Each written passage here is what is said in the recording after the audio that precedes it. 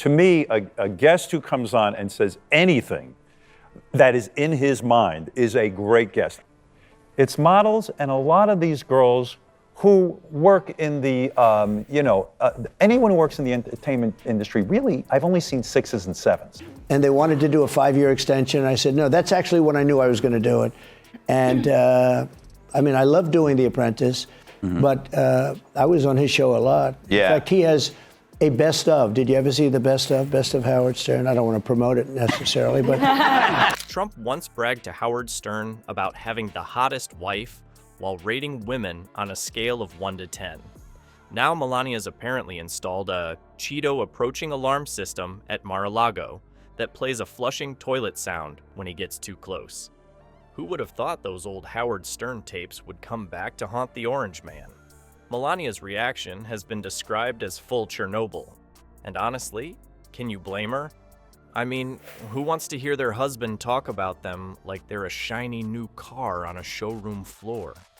Remember when Trump was just a reality TV guy who'd show up on Howard Stern to rate women? Well, those tapes are back, and they're way worse than anyone remembered.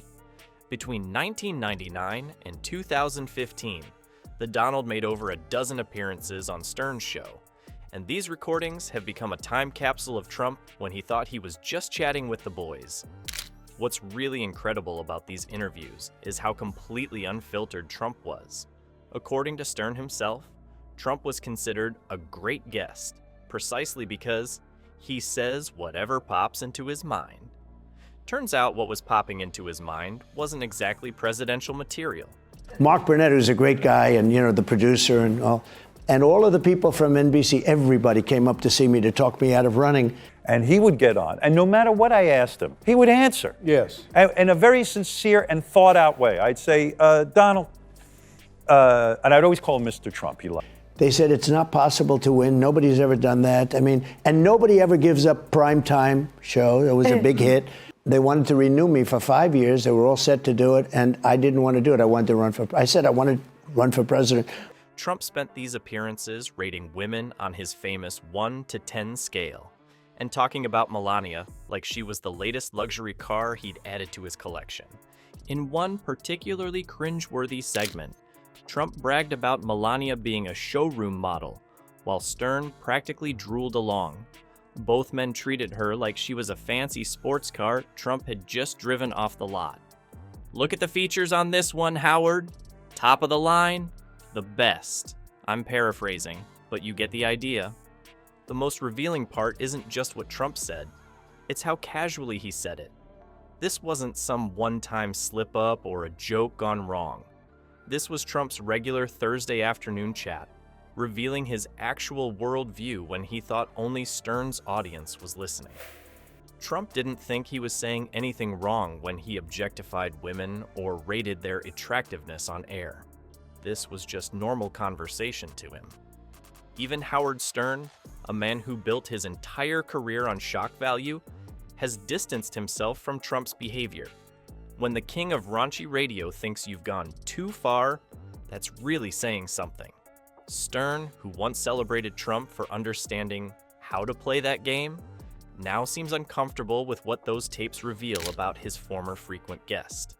The interviews paint a clear picture of Trump's obsession with dominance and his view of women as trophies, including his own wife. These weren't just entertaining radio segments. They were a window into Trump's unfiltered persona.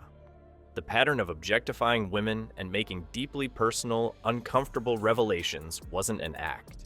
It was just Trump being Trump when the political spotlight wasn't on him. Then he went woke. Yeah. And since he's gone woke, his ratings have gone down the tubes, and he sort of went anti-Trump for a couple of reasons. So, I'd say, well, Donald, I think Angelina Jolie is a great beauty. 7. I don't know if that's true, because they chose me because of the success. Like Howard, I was on Howard Stern's show as much as anybody, and he was great at that time. And those uncomfortable revelations have finally pushed Melania to her breaking point. And when a trophy wife decides she's had enough, she doesn't just file for divorce like regular folks. she designs a high-tech Cheeto detection system that would make NASA engineers jealous. Mar-a-Lago has become ground zero for what insiders are calling Melania's nuclear option. Reports coming out of Trump's Florida compound paint a picture of marital warfare that's escalated beyond the typical cold shoulder. Melania has completely relocated to a different wing of Mar-a-Lago, creating physical distance that speaks volumes about the state of their relationship. This isn't just sleeping in separate bedrooms. She's essentially colonized her own territory within the massive estate. But the strategic relocation is just the appetizer in this feast of marital discord. The main course? An actual alarm system designed to warn the former First Lady when her orange-hued husband approaches. Insiders have dubbed it the Cheeto approaching alarm system, and its features are hilariously petty. When Trump enters Melania's vicinity, the system reportedly blasts the sound of a flushing toilet followed by the opening bars of Macho Man, a level of passive-aggressive genius that deserves its own exhibit in the Museum of Marital Warfare. Social media has predictably gone wild with the news, turning Melania's strategic moves into meme gold. Users across platforms have described her actions as having serious divorce prepper energy, transforming what might have been seen as a humiliating situation into a power play that has people cheering from the sidelines. What's particularly interesting is how public perception of Melania has shifted. Once viewed as the silent, stoic trophy wife who stood by her man while looking slightly miserable, she's now being reimagined as a calculating strategic player, making deliberate moves in a high-stakes game. The passive Slovenian model narrative is being replaced with an image of a woman who knows exactly what she's doing. All of this comes at the worst possible time for Trump's carefully constructed image of success and dominance. The former president has spent decades crafting a persona built on the twin pillars of wealth and beautiful women who adore him.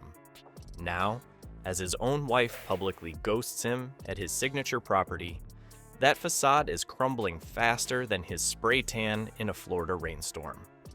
What we're witnessing isn't just a marriage meltdown, it's a masterclass in silent warfare. Melania's strategic genius has flipped the script from submissive wife to woman in control. By moving to her own wing and installing that Donald proximity alarm, she's not just avoiding him, she's publicly dismantling his macho image. The internet's having a field day, transforming their marriage troubles into viral content. That's gotta hurt a guy whose entire brand is built on being respected and adored. Turns out Trump's biggest enemy wasn't the Democrats or prosecutors. It was his own big mouth and the wife, who finally stopped pretending she couldn't hear it.